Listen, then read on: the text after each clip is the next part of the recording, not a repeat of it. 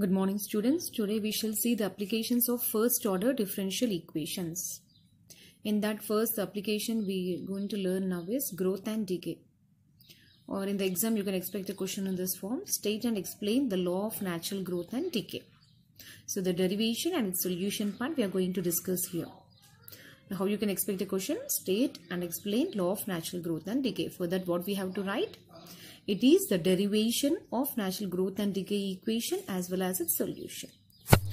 So let's listen here. The law of natural growth and decay states that the rate of change of growth y is proportionate to the quantity y present at any instant of time. This is the law of natural growth and decay. What is it stating about? The law of natural growth and decay states that the rate of change of quantity y, this change can be either growth or decay, both we can take here, is proportionate to the quantity present at any time t.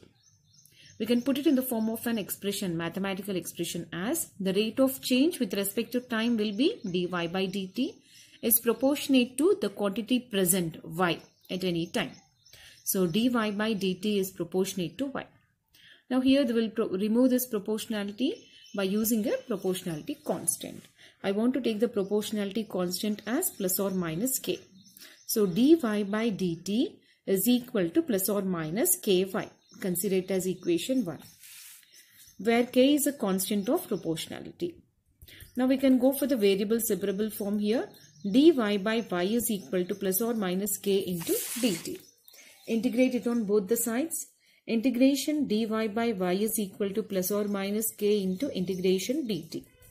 Log y is equal to plus or minus kt plus c. It says an integration constant. Y is equal to e power plus or minus kt plus c. That implies y is equal to e power plus or minus kt into e power c. Separating the power for both the terms into e power c. Now, however, e power c is a constant. I want to take it as c. Let me take e power c is equal to capital C I am taking here. So, y is equal to e power plus or minus kt into capital C.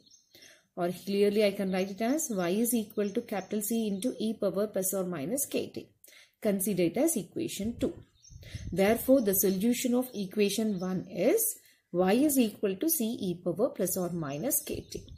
Now here two things you need to observe. First one, if k is greater than 0, if k is positive here, greater than 0 plus k. For instance, as y increases, t will also increase. When will this k will be greater than 0? If the time is increasing, the quantity also increases, both are proportionate, then we say that it is rate of growth. From 1, the equation, from this one equation, here this is the equation of law of growth and decay. Now, from this equation 1, equation for rate of growth is given as dy by dx equal to ky, and its corresponding solution is given by y is equal to c e power kt. In both the equations, we have k positive. Is it clear? This is the equation of law of growth as well as its solution. And then here we can also put it in the form of a graph. This is y is equal to c e power kt. It's increasing. If k is less than 0, that is if y decreases as t increases. As the time t increases, if y is decreasing, then we call it as rate of decay. From equation 1, that is the equation for the rate of decay is given as dy by dt is equal to minus ky. And its corresponding solution is given by y is equal to c e power minus kt. In both cases, you can say that k is negative here. So it's a rate of growth of decay. Law of decay. There is a rate of decay. The change in decay it is. So y is equal to c e power minus kt is decreasing. This is rate of decay when k less than 0. Rate of growth, that is when k greater than 0. Let us go to the problem. A culture initially has n naught number of bacteria at t is equal to 1 hour. The number of bacteria is measured to be 3 by 2 n naught.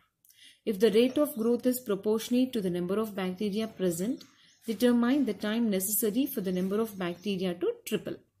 Try to understand the statement very properly. A culture initially is having how many number of bacteria? N naught number of bacteria. After 1 hour, what is happening? the bacteria is increased to 3/2 N0, is measured to be 3/2 N0. If the rate of growth is proportionate to the number of bacteria present, determine the time necessary for the bacteria to triple. When that bacteria will triple, at that time, what is the time required for the bacteria to triple? That time we have to find out. So let N be the number of bacteria in a culture. Let us start with assuming N as the number of bacteria in a culture. From the given data, what we can write? Let us see.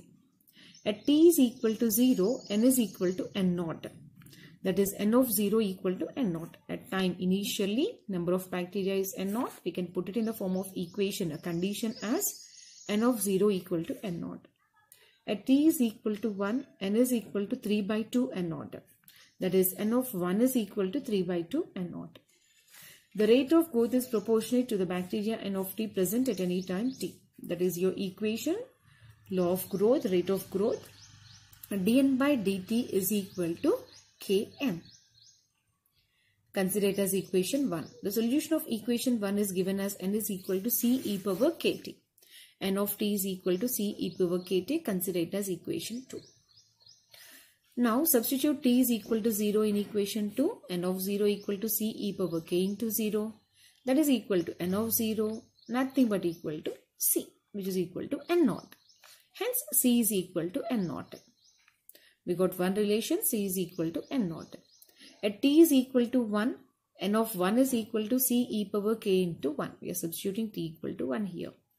And we already know that at t is equal to 1 after 1 hour, how much bacteria we are having? 3/2 N0. Replace it. 3/2 N0 is equal to N0 e power k. However, we know C is equal to N0. No, that is what we have substituted here. N0 e power k. N0 and N0 will get cancelled. 3/2 is equal to e power k. From here, if you want to take this power to the base form, we need to apply log. K is equal to ln. That is log 3/2 base e. Hence, from the calculation part, we can get that k is equal to 0.4055 by using a calculator. Let t be the time taken for the number of bacteria to triple. That is what we are going to find. N of t is equal to 3 N0. Now, at a time small t, we assume that the bacteria will triple. That is 3 into N0. 3 N0 is equal to C e power kt. 3 N0 is equal to substitute and C value N0. E power k value also we know 0.4055 t. Again, take this power to the base form. 0.4055 t is equal to ln, that is log 3 base e. 0.4055 t is equal to 1.0986. Now t is equal to 1.0986 divided by this constant 0.4055, which is equal to 2.71. Hence, what is the conclusion? The time required for the number of bacteria to triple is 2.71 hours.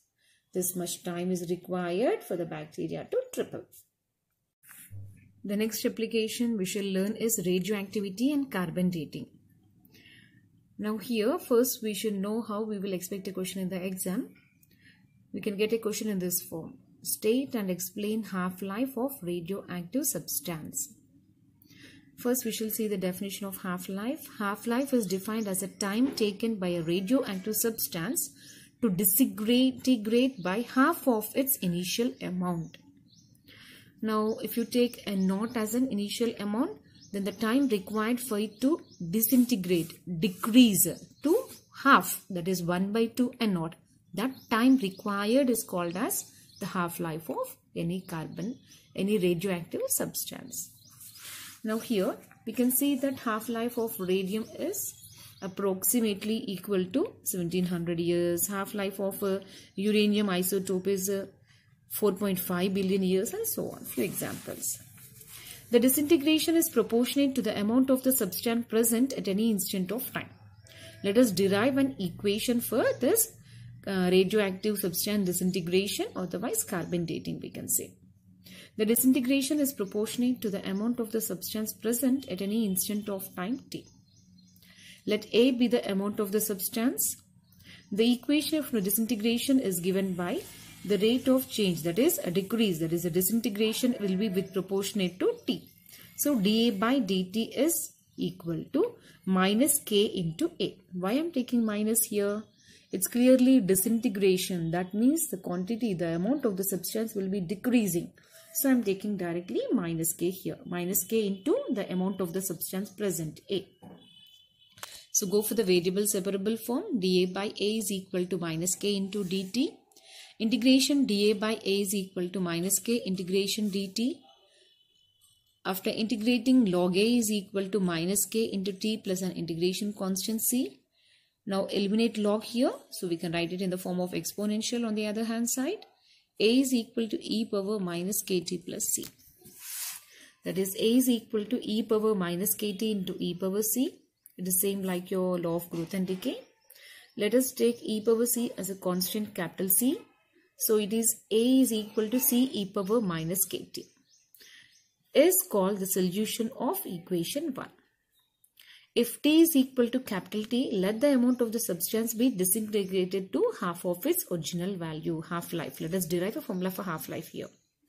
At T is equal to some capital T, this is at a half-life period capital T. Let us assume that the substance will be disintegrated to the half, 1 by 2. So A will be equal to A by 2, that is half at the time capital T. We can write it as A of T is equal to A by 2 also. Now from equation 2, the solution, we can say that A will be reduced to A by 2, which is equal to C e power minus K into, this is capital T, at time capital T. So take the C to the denominator. A divided by 2C is equal to e power minus KT. Apply log. Log of A by 2C to the base E is equal to minus KT. Or T is equal to minus 1 by K into log of A divided by 2C to the base E. Otherwise, we can also write it as T is equal to minus 1 by K log of initial amount, A is the initial amount, however, divided by 2C to the base E. This equation is called as half-life of radioactive substance. Thank you, students.